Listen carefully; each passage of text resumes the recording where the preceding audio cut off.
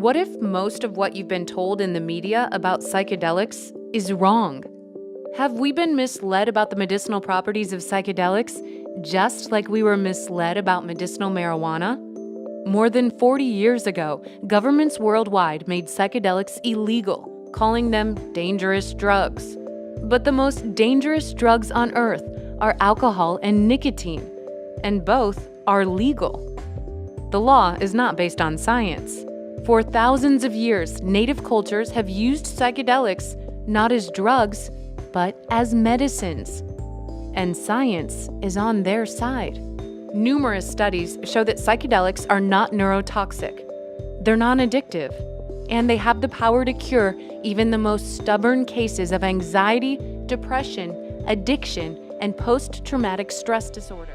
The caffeine in your coffee is more toxic on your body than psilocybin mushrooms. The science shows these non-addictive substances actually slow down activity in areas of the brain overactive in people with depression.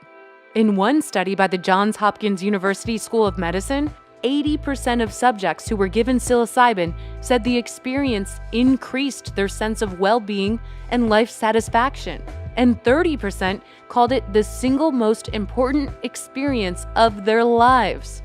Psilocybin has cured anxiety, depression, cluster headaches, and smoking addictions. One study from the University of Southern Florida found psilocybin may even lead to neurogenesis, or the regrowth of brain cells.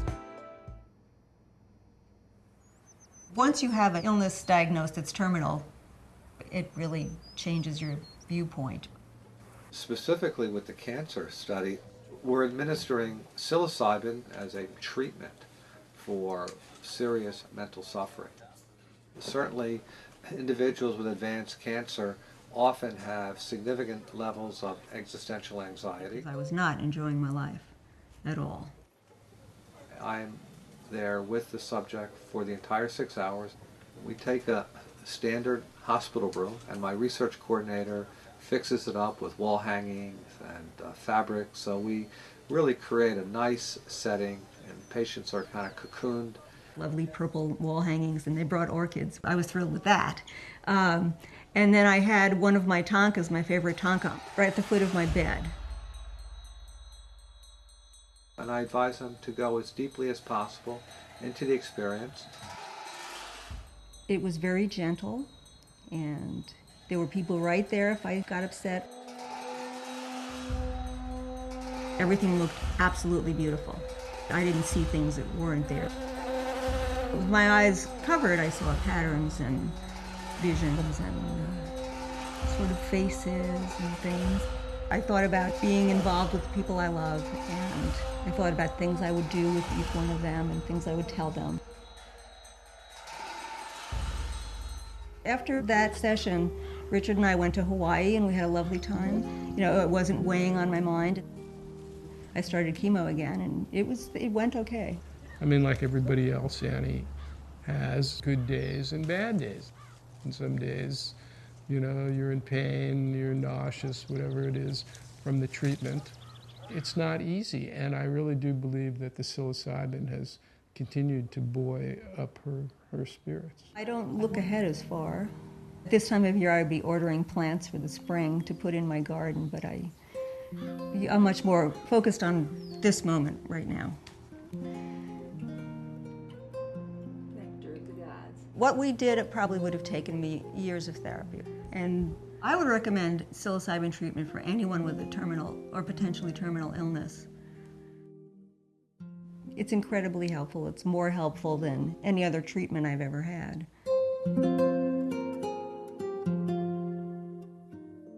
Ibogaine is derived from a West African shrub, and it's known for helping people kick stubborn heroin and prescription pill addictions without experiencing withdrawal.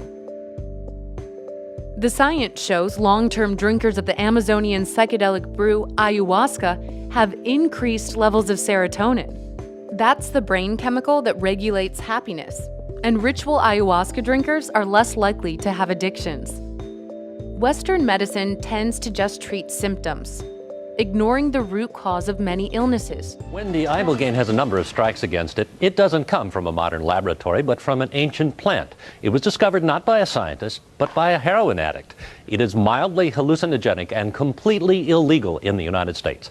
But having said all that, when it comes to curing addiction, a reputable scientist believes ibogaine is nothing short of a miracle. Pretty successful in my life. I had accomplished a lot of things I wanted to do. And then repeatedly, I just watched everything burst into flames and disintegrate because I could not stay off heroin. Patrick Kropa was a heroin addict for 16 of his 35 years. It just gets very tiring living like a slave because you keep chasing this and it's like, you're not getting high. It's just, must do this every single day just to get normal so I can function. I was a spectacular failure at every possible treatment modality, every paradigm, every detox, every therapy. Nothing ever worked. Even as Patrick Kropa despaired of ever kicking heroin, Dr. Mesh was petitioning the Federal Food and Drug Administration to allow a scientific test of ibogaine, which by this time had been classified as a Schedule I drug on a par with heroin. In 1993, the FDA approval came through. We had a team of research scientists, doctors, clinicians, psychiatrists, toxicologists, and we wanted to go forward with this. But even with FDA approval, Dr. Mash could not find funding to look into what was, after all, a counterculture drug. In order to complete her project, she had to leave South Florida and go offshore to the island of St. Kitts. In 1998, clinical trials finally got underway. Patients were given carefully prepared oral doses of ibogaine. What happened next astounded the skeptical scientist. Our first round in St. Kitts, we treated 6 individuals, and I will go to my grave with the memory of that first round. It quickly became apparent that one dose of ibogaine blocked the withdrawal symptoms of even hardcore addicts and was amazingly effective for heroin, crack cocaine, and even alcohol. I think we're going to see fantastic numbers. I think these numbers are going to be stunning. Some describe psychedelics as 30 years of therapy in one night. One of the greatest human rights tragedies of this century is that the general population does not have access to these medicines. Journalist Graham Hancock noted, quote, "At the deepest level, our consciousness is what we are. To the extent that if we are not sovereign over our own consciousness, then we cannot, in any meaningful sense, be sovereign over anything else either." Psychedelics are empowering. They put the power back into your hands and show you you can heal yourself from within.